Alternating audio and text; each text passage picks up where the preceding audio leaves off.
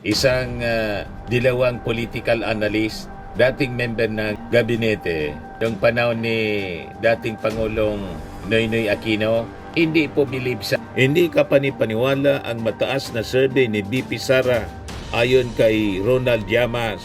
Hindi lang po kami na mga naniniwala sa ating Pangulong Bongbong Marcos. Ang hindi naniniwala hindi tugma po, baliktad sa katotohanan. Yan ang ibig sabihin. Baliktad sa reality. Tama si Ronald Llamas.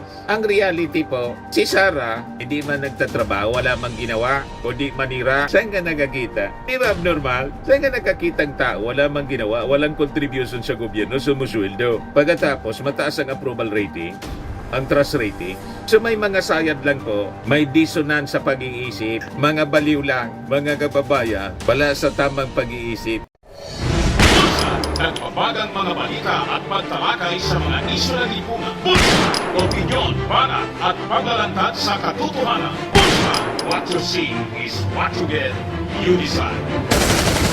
Sila po mga kababayan, si Dante Maravillas. Kahit po si Ronald Llamas, yung isang dilawang political analyst, dating member ng gabinete, yung panahon ni dating Pangulong Noynoy Aquino, hindi po believe sa pa-survey ng Sayad Weather Station or SWS. Mga kababayan, talagang yung mga naniniwala lang, yung may mga sayad, tinawag niya hindi niya ka panipaniwala. Hindi ka panipaniwala ang mataas na survey ni BP Sara ayon kay Ronald Llamas. Hindi lang po kami na mga naniniwala sa ating Pangulong Bongbong Marcos. Ang hindi naniniwala dito sa pa-survey ng Sayad Weather Station o SWS. Kahit saan mo tingnan, kahit hindi analyst, saan ka nakakita mga kababayan? Yung more than 2 years na walang ginagawa, mataas ang rating, positive 31 pa, naglulukuan na lang tayo. Mga kababayan, pagkatapos yung ating Pangulong Bongbong Marcos, na ang daming ginawa, ang daming nagawa sa loob ng more than 3 years sa kanyang panunungkulang na bilang Pangulo, negative 3, sino ba tinanong ninyo? Di ba? Sabi nga ng mga nag-react, baka niya sa Davao nag-survey kasi yung nagpa-survey baka isang DDS din. Ang nagpundo po ang nag-commission kasi yung mga surveys po usually may nagko-commission. Ang ibig sabihin ng nagko-commission kung sino yung nagbayad ng pa-survey. Hindi man lang sila nagsa-survey, nang sila lang on their own. Yan ang madalas mga kababayan na ginagawa ng mga survey firm, may nag-commission sa kanila. Pa-surveyan niya tayo. Usually mga political groups, mga kababayan, tapos mga kung anong grupo na may vested interest po sa result ng survey. Kaya hindi malayo mga kababayan na purposely nagpa-survey sila to influence the possible filing ng impeachment kay Sara Duterte, to discourage members of Congress na mag-file pa ng impeachment laban kay Sara. Kasi niya, napaka-popular ni Sara. Huwag kayong pauuto dyan sa mga grupong yan, mga kababayan na may vested interest sa mga surveys ngayon. Lalo pa kung ang nagpa-commission ng survey, mga pro-China groups, ay talagang gusto nila laging panalo si Sara sa survey to condition the minds of the Filipino people. Di ba po? Gusto nila Duterte, mga kababayan ng maupo, yung mga pro-China groups, para makapagsamantala sa atin. Payag kayong pauto sa kanila. Divide and conquer. Mga kababayan ang gusto nilang mangyari. Kaya maging pong si Ronald Llamas, hindi man tayo tagahanga nitong political analyst na si Ronald Llamas. Kasi nga po, dilawan po ito. Pero maging siya mga kababayan, hindi makapaniwala. Ayan hindi ka panipaniwala ang mataas na survey ni BP Sara ayon kay Ronald Llamas. Yan sabi dyan, nahirapan umanong maniwala sa survey si Ronald Llamas tungkol sa mataas na ratings ni Vice President Sara Duterte. Ayon kay Llamas, hindi tugma ang mga pangyayari sa mga inilalabas na datos ng ilang survey firms. Anya, nilite si Digong sa ICC, pero ang approval ratings ni BP Sara ay 50%. May ganong klaseng dissonance. May ganong klaseng dissonance Ang ibig sabihin mga kababayan ng dissonance, kung sa amin dito, suhay sa hawak, hindi tugma po, baliktad sa katotohanan. Yan ang ibig sabihin.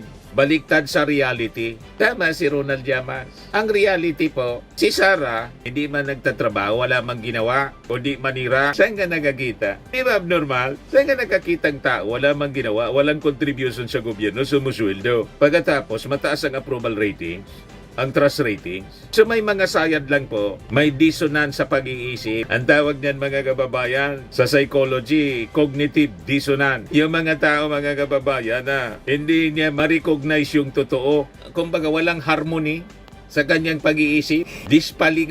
Dispalinghado, mga kababayan tawag dito sa amin. Walang harmony. Kung sa tugtog sintonado, hindi consistent sa reality, hindi consistent sa mga pangyayari, sa mga sirkumstansya. Hindi nagtatrabaho yung tao. Almost zero ang performance niya. Sige lang ang travel. Sige waldas mga kababayan. Ayaw managot sa mga dapat niyang panagutan na mga katarantaduan na ginawa. Pagkatapos, sasabihin ninyo, yung approval ratings niya, yung trust ratings ng tao, mataas pa rin. Kayo-kayo na lang ang maglukuhan. Inyo na ganyan ang uri ng survey. Isaksak ninyo sa baga ninyo yung survey na yan, mga kababayan. Pero ang mga matitino na mga mamamayang Filipino, hindi ninyo mapapaniwala sa panluloko ninyo. Malinaw po yung survey ng Sayad Weather Station. Panluloko sa mga mamamayang Filipino. Iba po, para-para na panluloko. So, isa kang moron, isa kang idiot.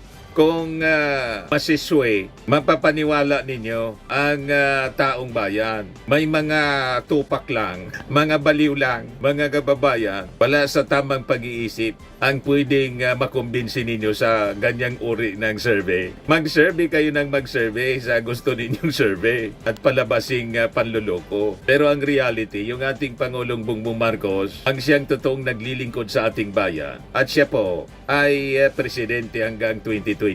Araw-araw pa kayo maglabas ng survey, hindi mababago ang katotohanan. Ang ating Pangulong Bongbong Marcos, presidente pa rin.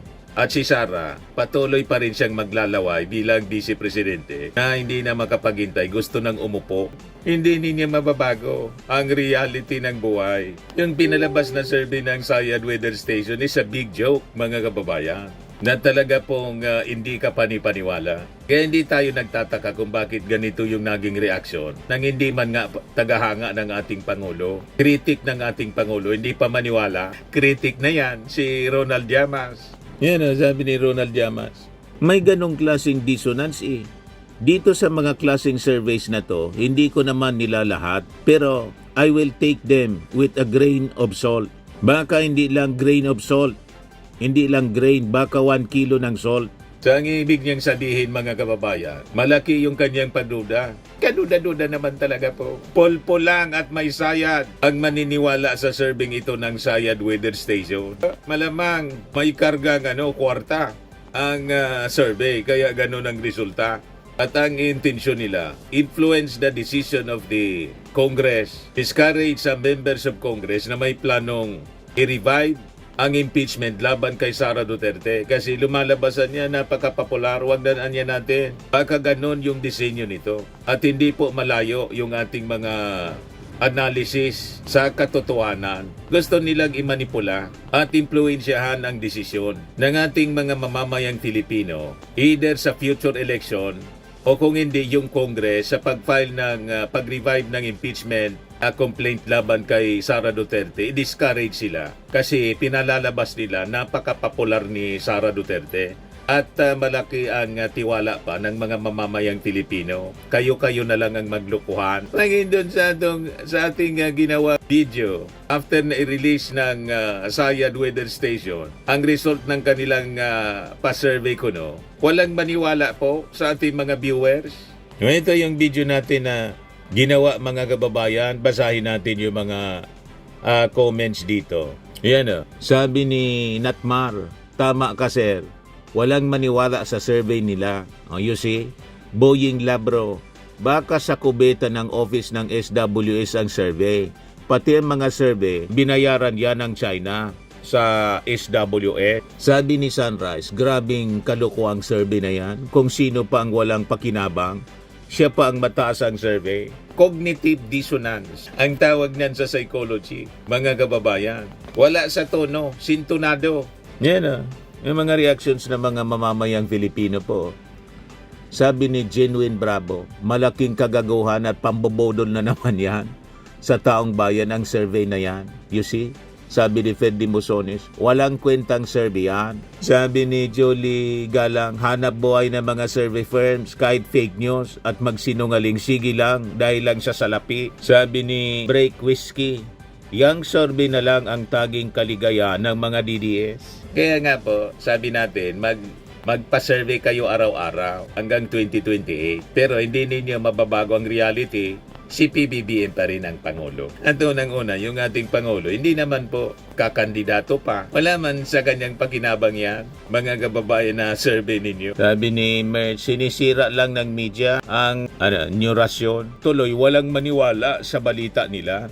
Sabi ni Herminio Banay, maski lahat ng survey firm, gawing 100 pa kay BBM, hindi siya nababahala, negative 100. At iniintindi, basta focus lang sa trabaho. Trabaho lang ng trabaho, walang pakialam sa survey. Sabi ni Jerry Topalero, action speaks louder than survey.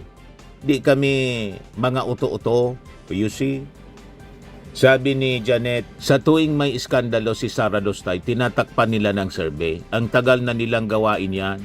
Mga bubong DDS na lang ang nauuto ngayon ng ganyan. Halata naman, kalakaran ng mga noon pa. Sabi ni Rosalind Lee, hindi ako naniniwala sa SWS survey na yan.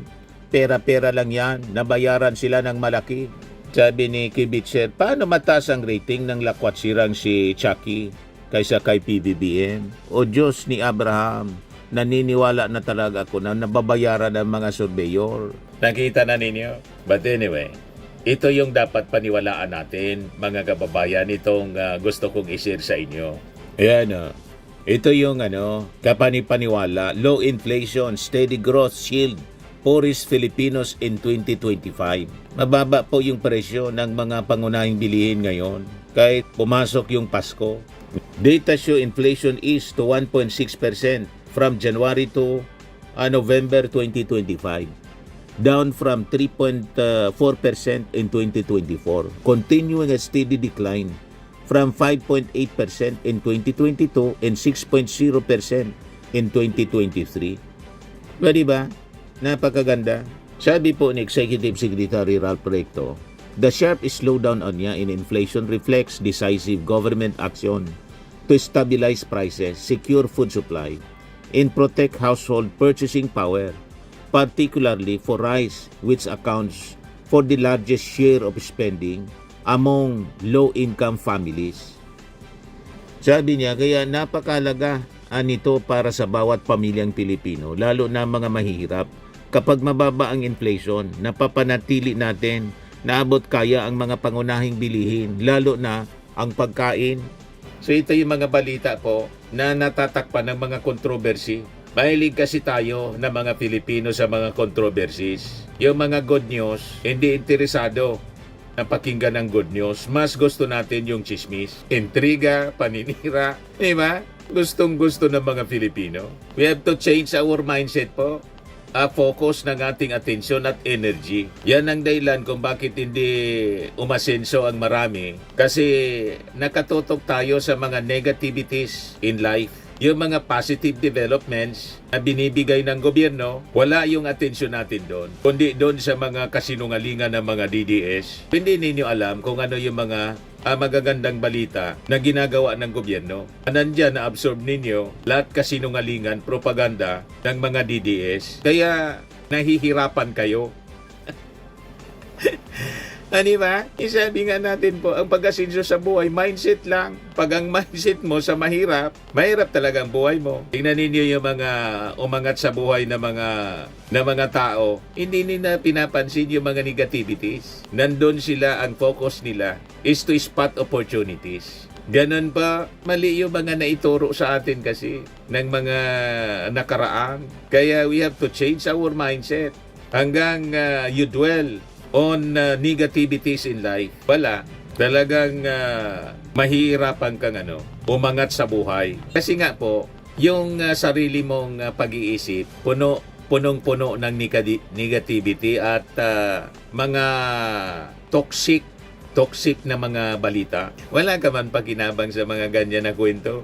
Di ba po? Ang mafe-feel mo is, discouragement sa buhay. Tama po? Tanaw na po na baguhin natin yung ating mga perspektibo sa buhay kung gusto nating umangat. Noong panahon po, ganun din ako. Walang mangyari. Laging mainitin yung ulo ko at laging nakikibaka. Nandun sa pakikibaka. Mga kababayan, naubos yung aking panahon sa pakikibaka. O, tingnan ninyo ngayon na nabago yung ating perspective sa buhay. Lagi lang positibo. Marunong na tayong mag-spot ng mga opportunities. Di ba? Naging magaan. Ganun lang po ang sikreto. Sabi nga, learn to see good in every situation para gumanda yung buhay natin. Ang nangyayari kasi kaya laging problematic ang ating buhay kasi kahit good na, bad pa, may ginawa ng mabuti yung gobyerno. Masama pa rin sa'yo at talagang walang mangyayari. Walang mangyayari sa buhay mo. Pag ganyan, dapat you have to train your mind to see good things in every situation. Ganon po ang sikreto ng mga successful people. In times of difficulties, may nakikita pa rin silang maganda. Di ba po? Tingnan ninyo yung mga mayayaman. Ganon sila. Pag panahon ng mga calamities, disaster, ang tingin nila pera. Kasi solusyon sa problema. Ang iniisip nila, nagibaan niya yung tulay, tayo yung magiging supplier ng simento. Nakita na ninyo ang kaibahan ng pag-iisip ng mga mayaman sa mahirap. Sa mahirap, ang iniisip, paano na niya? Paano na tayo makatawid? Di ba? Laging problema ang iniisip mo. Pero sa mga mayayaman, hayaan mo na niya. Makipag-coordinate tayo sa gobyerno. Yang nagibang tulay, ipagawa natin. Tulungan natin yung gobyerno. Kung paano mabilis na maipagawa. Ako magsusupply ng simento. Kontraktor. Ano ba po? Supplier. Ganon mag-isip po yung mga mayayaman. Yung mga pobre po. Problematic na. Grabe problema sa buhay. At doon sila umaasa sa ayuda. Nakikita ninyo ang mindset? Yung mayaman, supplier ng ayuda. Ganon po. Baguhin natin ang ating perspektibo sa buhay. Hindi ko mo may disaster, may mga problema. Doon na lang tayo mag-dwell sa problema. Doon tayo sa solusyon sa problema. Tama po mga kababayan. Ayan man lang po yung ating short video ngayon. Firmax Firming and Lifting Cream, pinapahid po sa mga pulses in affected area. Mainam po sa paninigas ng mga kaso-kasuan. Ito naman po, Automax Radiant Serum. Sa mukha naman yung application, anti-aging po siya. You will look 10 years younger than your age. Sa mga cancer patients naman po, baka lang gusto ninyo itong itry. Neng siya red mix fruit drink. Hindi mo po siya gamot, food supplement siya. Kaya lang, gawa siya mga kababayan sa goji berry. Yung goji berry may anti-cancer properties. O ngayon, yung mga inquiries ninyo, dumiritso na lang kayo sa aming messenger sa Facebook para masagot namin agad. Ayos pa? Ayos na ayos niya, Mr. Maravilla. Sa mga nagana po ng malinis and spacious fitness gym, pumunta lang po kayo sa aming Colossal Fitness Gym. May Grab car rental din po kami. But anyway, ito po pala yung aming bagong product na binibenta online. I am worldwide amazing pure organic barley powdered drink mix from Australia. Negosyo to ng aking anak na architect entrepreneur Riz Maravillas. Ayan po. Kontakin na lang po ninyo siya, Riz Maravillas on Facebook. Ang mga health benefits niya, boost immunity, improves digestion, enhance energy levels, packed with antioxidants, prevent cancer. Ito naman po yung bago naming product na binibenta online. Eye Glow Serum, whitening po siya. Tingnan ninyo yung epekto sa aking anak na architect before and now. Yung mga inquiries po ninyo, dumiretso na lang kayo sa kanyang Facebook account, Riz Maravillas.